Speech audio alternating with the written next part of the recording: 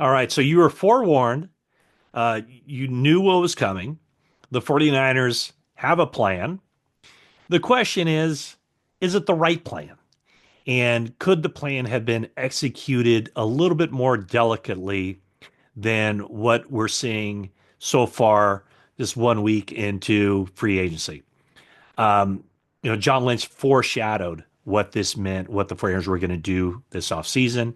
He talked about recalibrating, resetting, cutting costs for the future while also getting younger.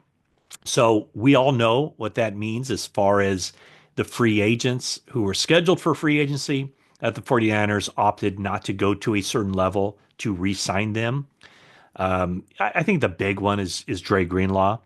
He signed a 30 or $35 million contract over 3 years with the Broncos.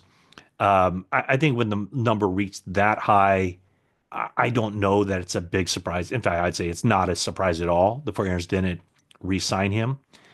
And I would say almost to a man, not surprising that the 49ers didn't re-sign any of their own. I think probably the disappointing thing for the fan base would be that while all these names, recognizable faces leave the team, nobody really of too much significance is coming in to replace any of those players. So I'm sure that that right there is where the frustration lies with the fan base. And also, there were some moves where, like I said, were predictable. Charvarius Ward leaving for a big money deal. Aaron Banks. The Fernandes had signed Aaron Banks to a 4 year, $77 million contract. How many of you would be complaining that they overspent? Maybe the same goes for Dre Greenlaw as well. But I think where the frustration comes in, and I think rightfully so, would be with the guys that they didn't have to release. Kyle Juszczyk. Yes, the writing was on the wall based on a year ago when the 49ers gave him an ultimatum, take it or leave it. He ended up taking it.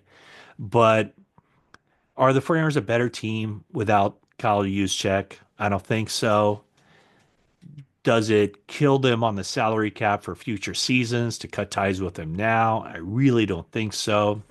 And then the other guys, on the defensive line, Javon Hargrave was somebody where his contract pretty much led everybody to realize that that was probably the only move that the 49ers could make would be to ultimately release him. But what about Leonard Floyd, who had a very reasonable second year of his contract coming up? Also, Malik Collins, who had a very reasonable year for his contract coming up. 49ers release those three guys and they immediately find employment elsewhere. And so that tells you that the rest of the league thought that maybe their salaries weren't out of whack at all. Um, what I would think with that would be, hey, the 49ers, they uh, they hired Robert Saleh for a reason.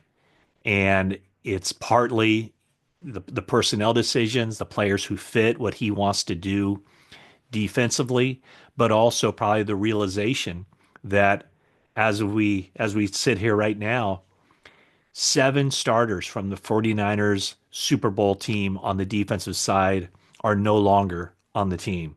So there's been a huge influx, or I should say outflux, of players who the Framers will have to make pieces fit together. And I think the thing that, they laid out the plan. That was obvious what the plan was, but what is their plan on the defensive line? That's less obvious as we sit here because they haven't added any defensive linemen. And I would expect them to do that in the second wave of free agency with a draft that's very heavy with defensive linemen, both edge rushers and defensive tackles. You can be sure that Robert Saleh will have a huge say in the kind of defensive linemen, the kind of defensive pieces the 49ers fit into that puzzle.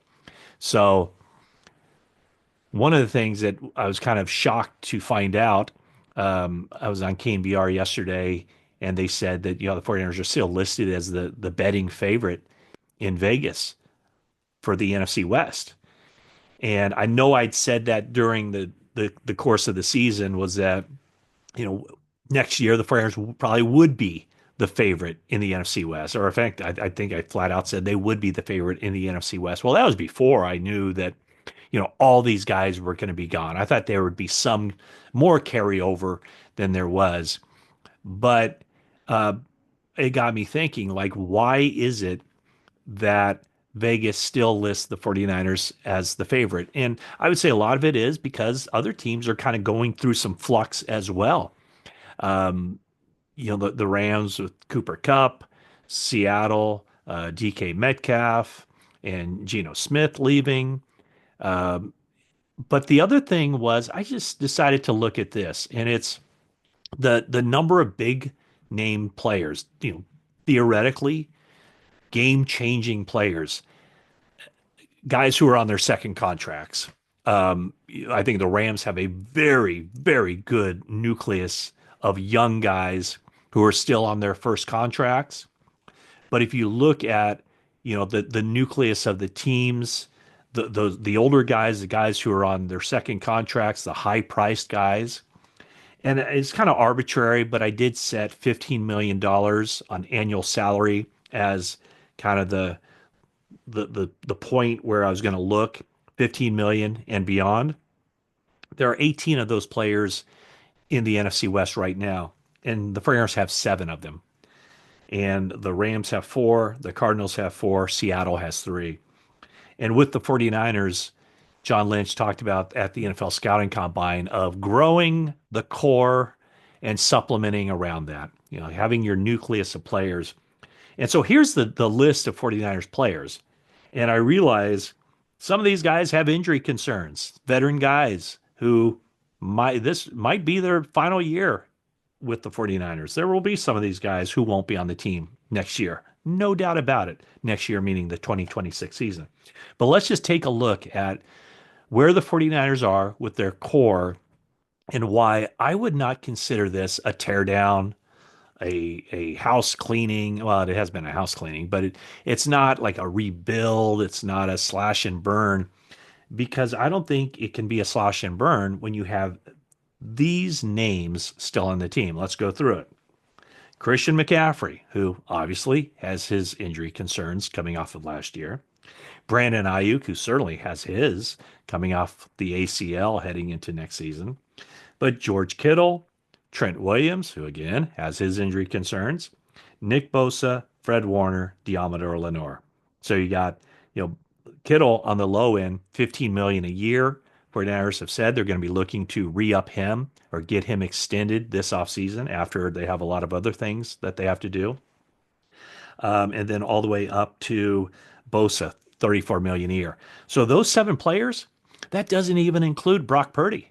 And we all know that Brock Purdy fits into the long-term future of the 49ers, or at least we think he does. The 49ers added Mac Jones this week, 2-year, $7 million contract for him. But the 49ers are working on parallel tracks with, some of these situations that they have to deal with, whether in free agency or the draft, while also trying to get something done with Brock Purdy. And I think that right now is number one on the list of things to do this offseason. Actually, it's been number one on the list for a while. Maybe Dre Greenlaw, trying to get something done with him, but Dre Greenlaw goes to the Broncos, and now it's all about Purdy. So when you think about it, whenever Brock Purdy signs his contract, we know one thing. I don't know where that number is going to be, but it's going to be higher than 15 million. And so that would make the 49ers have an 8th player on the team making 15 million or more per season. So that tells you right there that they are still, when you look at the star calibers players on all the teams in the NFC West, 49ers still rank at the top. Doesn't mean that they should be. It doesn't mean that they will win the division. It also means no excuses. This team shouldn't fall off the cliff. And in fact, they should be an improved team from last season, because let's remember, they were 6-11. They were not a good team last season. They were a bad team toward the end of the year. They lost some close games early, and then they were just not competitive late in the season as the injuries piled up. So the the Vegas odds, again, surprising to me that they're still a slight favorite over the Rams to win the NFC West, but they're also number four behind the Eagles, the Lions, the Commanders for odds to win the NFC. And then they're sixth in the NFL. You also throw in Kansas City and Buffalo for the Super Bowl. Is that surprising? Absolutely. Uh, does it take a leap of faith if you're a 49er fan to actually believe that the 49ers can be that competitive and make a run at this thing in 2025? Yes, it does. The other part about that was I know people have asked how, John Lynch stated they want to get younger. In fact, he said they constantly want to get younger. I don't think we can compare like right now the age of the team, what it was at the end of last season, what it is now, and compare it and go, oh, they haven't got any younger. The getting younger part will come theoretically at the draft. 49ers have 11 draft picks. They have what, four picks in the top 100. They have seven picks in the top 150. Those seven picks have to make the team and maybe a couple of others. And so that's when you start to recognize that a team's average age is dropping. 49ers had the oldest team in the NFL last year.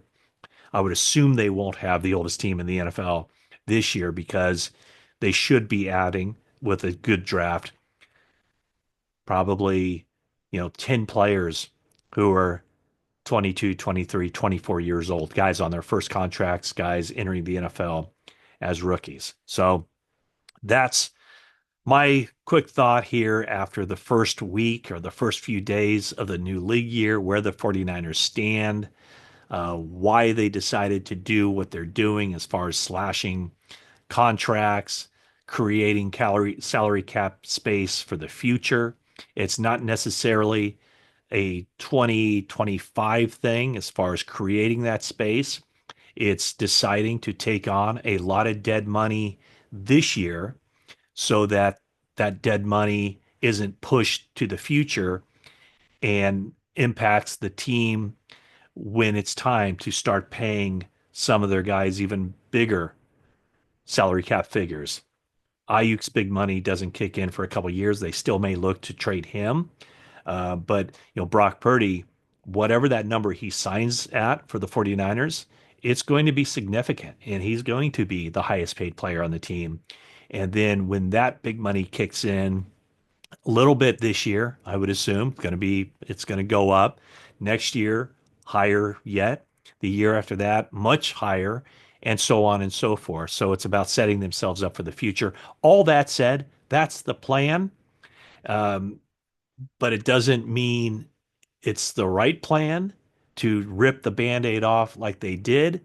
Could they have kept some of those guys around another year longer? Guys who would be counted on to be contributors? Absolutely. But that's the decision they made.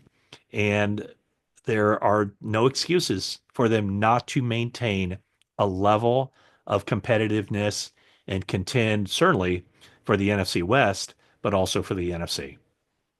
Thanks for watching this video. Leave a comment if you have any questions, a like if you want me to keep putting these videos up and all that. And well, that is it for now.